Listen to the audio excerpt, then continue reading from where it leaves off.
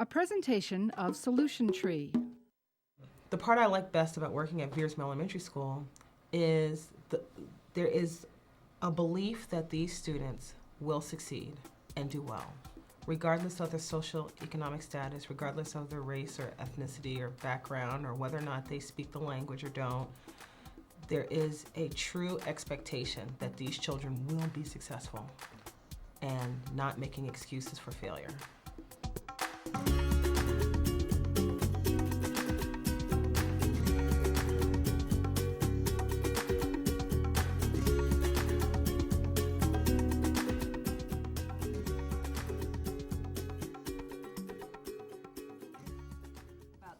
Because we're using released SOL questions. In a professional learning community, assessment data is used to target goals for improvement. The focus is on results. Well, besides strands, I was also talking about the different divisions that the SOL does for the different students, the student populations. I think a primary difference between traditional approaches to schooling and the ideals of a professional learning community really are embedded in the idea of a results-driven culture. I think that the traditional approaches to schooling does not necessarily focus with a laser-like kind of intensity on the idea of looking at how are kids really doing. There is that vision that underlies everything, that striving for excellence, but with that is tied in using data. And we've become more adept at that. Even in the 8 years I've been here, it's just incredible how much teachers clamor for that and talk about it and use the data, that you almost forget that that's not normal. And so using the data to drive instruction, to make decision, it's just become part of our everyday vernacular. It's what we do. I would say that this campus has a lot of what I call data divas, people that relish in looking at data to make informed choices. We have a saying that goes like this, that without data, you're just another person with an opinion. So we're constantly changing our instructional calendars, we're changing our scope and sequence, we're changing our methodology, we're changing our practices based upon what the data is telling us. If you take the results out, it's like trying to steer the ship without any kind of guidance or feedback or signposts. The results are not just the end of the game. They're the signposts and the indicators along the way that tell you how to veer and tack and to improve your efforts. It's as simple as that. And oftentimes people might feel that as we start to examine more and more data, they might feel that this is sort of a gotcha, but it's not. That our work around data is to inform our practice, and that we need to reflect on the data that's in front of us and take it and learn from it and apply that to what we're doing in the classroom to help our students learn.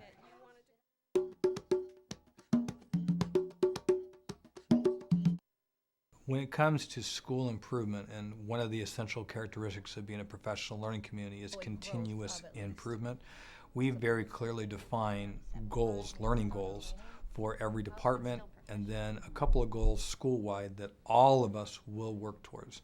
And they're SMART goals, and that's an acronym. SMART goals are strategic and specific, measurable, attainable, results-oriented, and time-bound. The department ones are determined by the group of teachers who are teaching particular courses to take a look at what's our common assessment data from last year. What did we do well in? What didn't we do so well in? And we identify program strengths and program weaknesses. And for those program weaknesses, we say, well, what do we want to focus on the most this year? What's most important for us to improve at so we can help students learn? And so they'll write a SMART goal or two. You can't focus on everything. You can't put all of your resources everywhere at once. Did the exact same thing school-wide. At one of our last faculty meetings, we took a look at a comprehensive look at our assessment data, our state assessment data from last year. And from that, we said, okay, what areas do we want to focus upon? Then from there, we said, okay, if we want to focus on these areas, what are some powerful research-based instructional tools that will help us get there? And then we wrote a couple of school-wide SMART goals around that. We're going to put an action plan in place to help achieve those goals, a timeline in place with some common assessment data along the way to see how we are doing. And by the end of this year, it is our hope and our intention to meet or surpass what these goals are.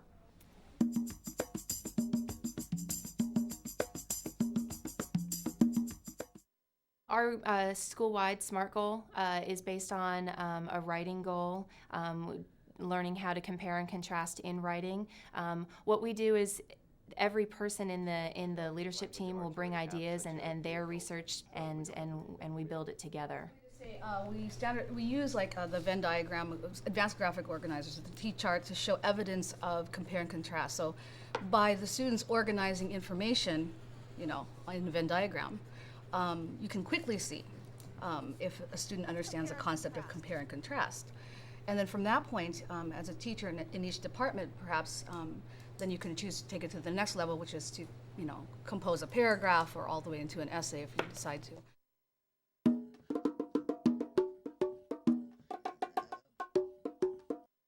Very often we're asked, what's the single best strategy available to us for making progress as a professional learning community? And we've come to realize that the best lever you have available to you is to begin to engage collaborative teams in developing common formative assessments. You see, this question that a team, as they work together to answer how will we know if our students are learning, what evidence are we gathering, really requires them to back up and say, well, learn what? What is it we want them to learn? And as soon as they begin to gather the evidence, they're going to discover that some kids haven't learned. And so then their natural reaction is to begin saying, what do we do for the students who haven't learned? So the questions of a learning community really flow up and down from collaborative, formative team assessments. We have found that people don't really start to think and act like a learning community until they're engaged in that joint effort to answer the question, how do we know our students are learning? This team at Marshall High School is working on a common formative assessment for a class in world history. Maybe if we could first just take a look at the new questions I put in. So we're left now with only 3 questions that relate to imperialism. Is there a way that instead of asking question 72, asking a question that connects this idea of child labor to something that we have studied? Like, what is the connection between child labor and one of the things that we have studied in this one? Because isn't that the reason why we're using current events? How about if we try to draw where the kids have to start saying, okay, there's still child labor in Africa and India, but there's largely not in this country or England. Normally at the team meetings, we, as a World 2 team, first, at the beginning of the school year, we establish the content we're going to teach. We create a scope and sequence, and we all commit to doing that. And then in order to hold each other accountable and hold our students accountable, we create quarter exams. And you saw a little bit of that today, where we were analyzing our midterm exam together, and we create those questions, and we analyze the validity of those questions. We first started this process, we realized that people had difficulty getting their arms around how to be a professional learning community. And so we wanted to reduce it to kind of like some sort of systematic process.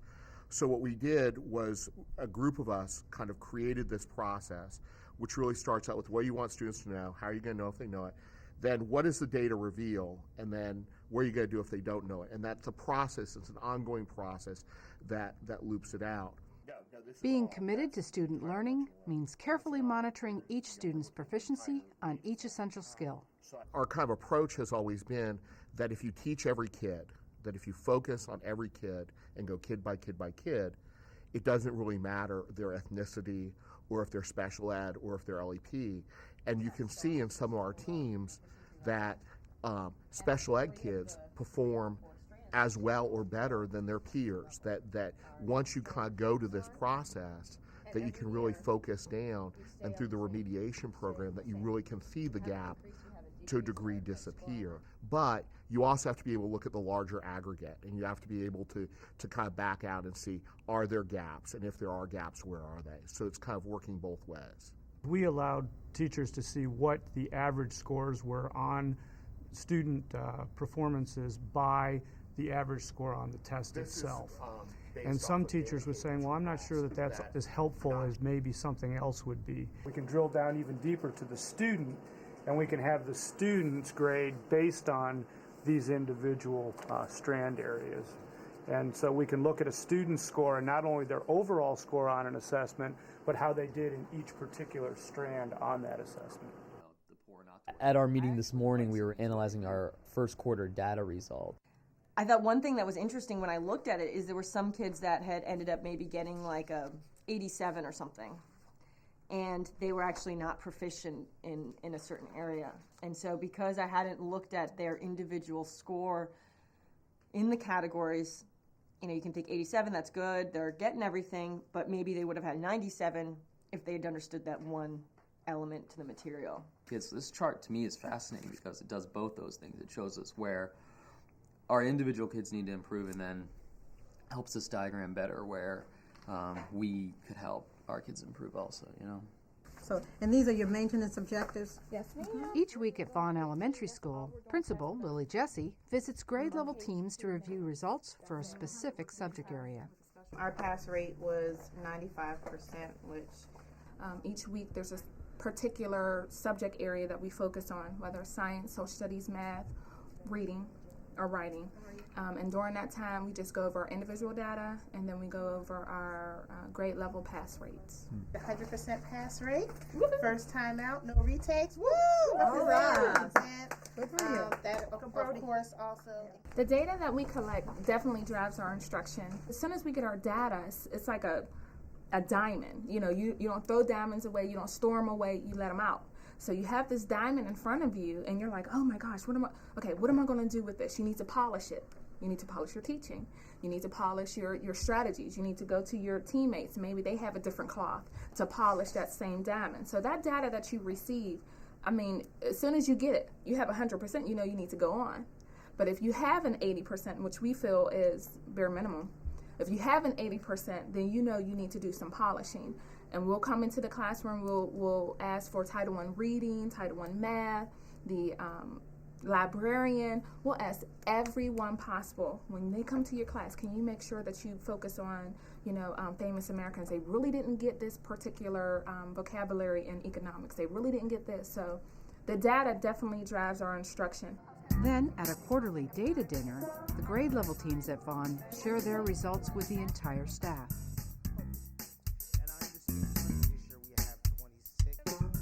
And your excitement is just contagious. I really appreciate your hard work.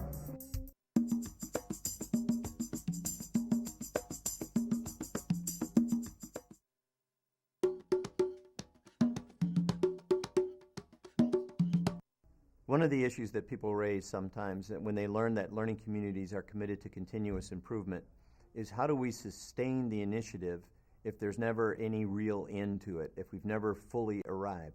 The answer to that's very, very clear. You must have small wins. 4 stars, and then you will get a brick. Small wins that are celebrated and recognized, that give people a sense of accomplishment, a sense of achievement, a sense that our efforts not only are working, but are being noted and appreciated. Planning for small wins is different from hoping for small wins. You can't just sit back and wait for something good to happen. You have to be vigilant in trying to gather information to show people that things are working. Here's some of the evidence, and let's applaud and commend those people who have done the hard work that lead to these gains. The cup is for small achievements, but significant achievements. For example, this young lady came to us, and we had to create a room that was so small in that kindergarten. She's in the small space. She was hired at the very last minute, and she had to adjust. And so I gave her the principal's cup because I felt that she was hired late and was placed in a very small classroom. She never complained about a thing. And that person is Miss Shirley Burch.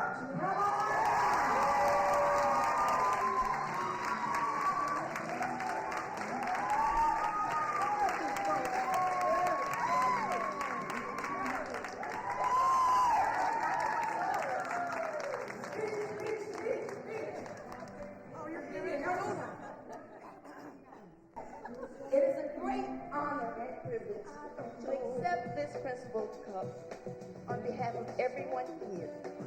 And I thank you all for making it possible for me to get this cup, because without you, there's no me. Thank you. we have different rewards. Student of the Month assemblies, we acknowledge students. Every teacher will acknowledge a student. Most teachers pick students who have worked significantly and brought grades up. This is a young man who not only has gotten himself off of pyramid, but made such improvements that he's earning A's in my class. Congratulations, Justin. You have to let children know what you value through those celebrations. As in birthdays, you value that life. You value that they've grown a year. Well, the same thing with academics. You have to give children recognition. And lots of times, it's not just for major things. It's for little things. It's for recognition for improvement, recognition because you're a good citizen. And that tells the children, this is what we value here. This is what we believe is important to make it in life. And we have some elaborate celebrations. And the reason why we do that is because we feel that in the middle level, you have to be developmentally responsive to this age group.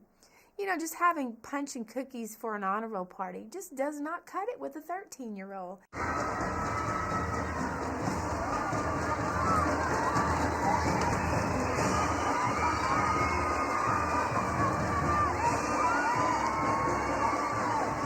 They want to step above. And so we plan these elaborate celebrations and invite the whole community, the mayor, the police chief, you know, the VFW force to come and celebrate what we value. And what we value is integrity, work ethic, good grades, improvement, pride awards, and most of all, we value teamwork, and we celebrate each other and the successes that we have for each other. To ride in to Western music, and the kids just didn't expect a horse to come through the doors, and when it did, they went wild, and I felt like a rock star at that point. But more than that, I felt like the kids were seeing that we'll go to great lengths to celebrate their accomplishments.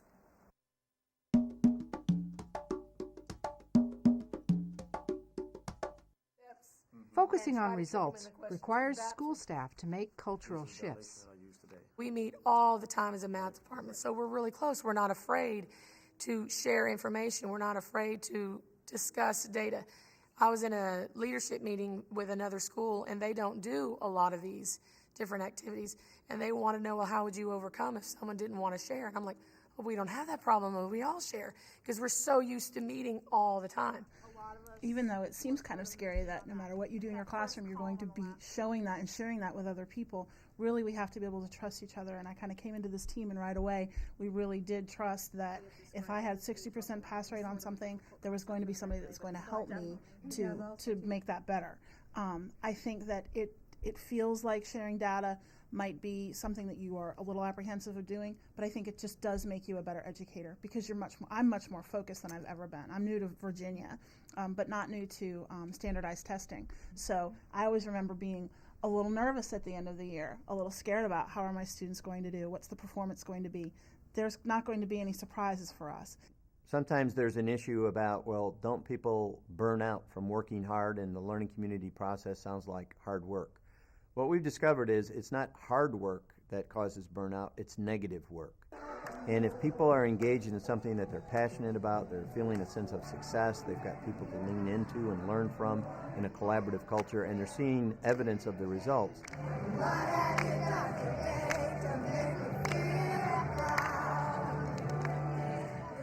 Even though the work is hard, it's invigorating. It's work that adds to our sense of worth and a sense that the work we do is significant.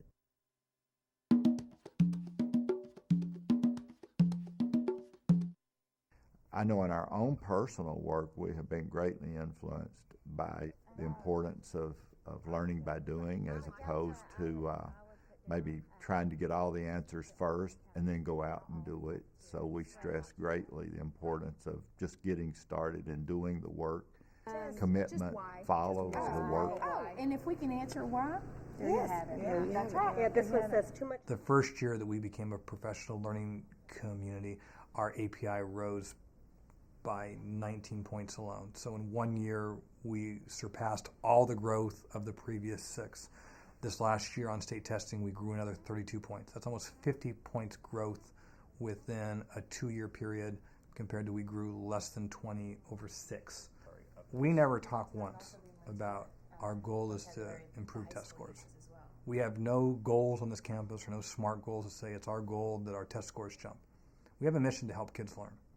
And we believe that the better we help kids learn, the other outside measures that say if we're effective or not are going to take care of themselves. You know what I love most about being here is watching kids who are not supposed to learn excel. There's absolutely nothing like watching kids that some people think cannot learn, watching them learn. High five on that, baby. You did not give up. Good job. Come on.